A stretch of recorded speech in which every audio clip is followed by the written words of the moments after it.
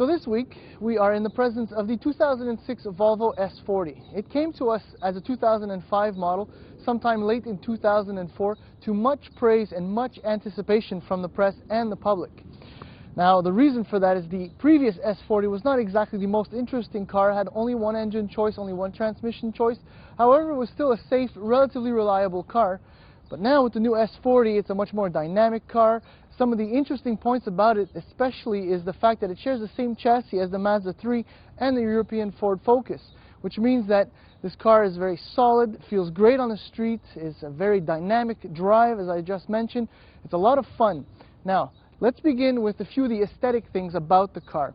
If you look at it carefully, or even from far, you'll notice that it looks a lot like the rest of the Volvo family, which for the S40 is a good thing and a bad thing at the same time.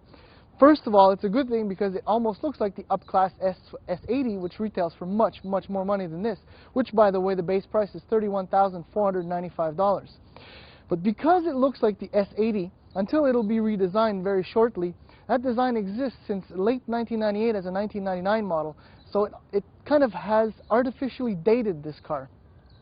Now, the problem with some of the elements of the design is that, although the car looks very good, well, the trunk, the opening especially, is very small. If you take a quick look here, although it opens nice and wide, which is a fantastic thing, the opening of it is very small. So you'll be able to fit a fair amount of things, but forget about fitting tall objects in it.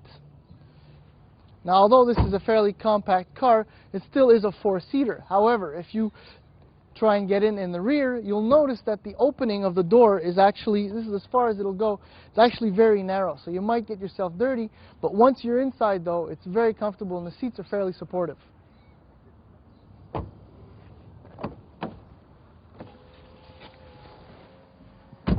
So stepping inside the S40, right away we find a very, very nice dash. I like to say that the dash was kind of poured into place.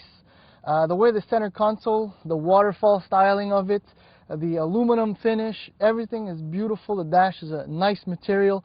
Fit and finish is exemplary. It looks great. What I really like about this car as well is the dynamic seats, the T-Tech.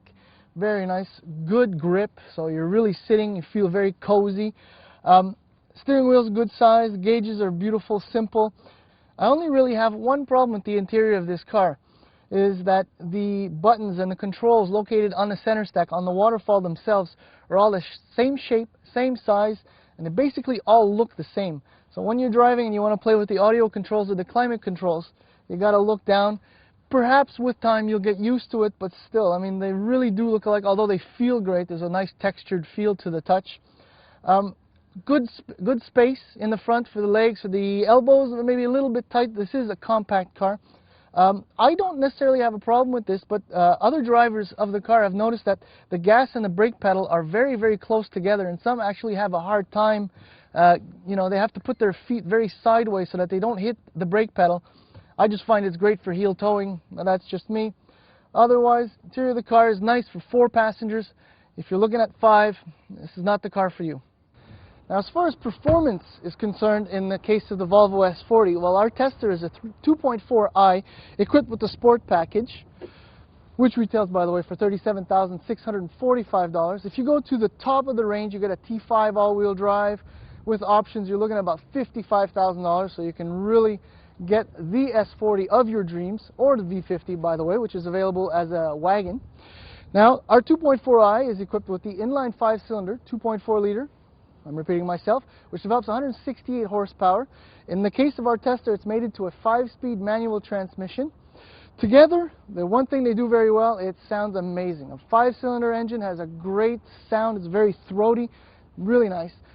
Downside, though, is the performance is not really up to spec. I was expecting something a little bit quicker than this.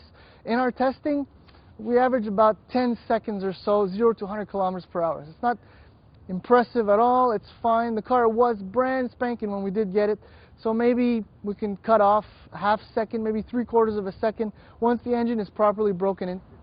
Fuel consumption is not bad as well. We average under 10 liters per 100 kilometers. Again, as the mileage piles on, the fuel consumption should improve. One thing, though, we have to say is that as far as Volvos are concerned, There's a lot of safety features included in this car. You have all airbags, ABS brakes, electronic brake force distribution. The only option really is traction control. Stopping distances are relatively short, just about 31 meters from 100 kilometers to 0. Feels great. Steering is nice and very precise. There's a good feel, good feedback going on there. The suspension has amazing travel. So what that means is that you're always going to be in contact with the tarmac, so the car feels firmly planted. It's very confidence inspiring, as well as the fact that it's well insulated from the road. So you know you're driving, but you're not being tossed around inside the car. It's a very nice driving car. S40 is reasonably reliable as far as the entry-level luxury cars. Actually, I would say it's slightly better than average. Certainly better than a German car, but maybe not quite a Japanese. Overall, Volvo S40, very nice car. It should definitely be considered if you're looking in the market for an entry-level luxury car. However, there are a lot of choices, and when you're approaching $40,000, you have your 3 Series BMW, A3, A4, even a G35 is available, a TL as well. There's a lot of selection out there, but this one should be considered as it is a very nice car.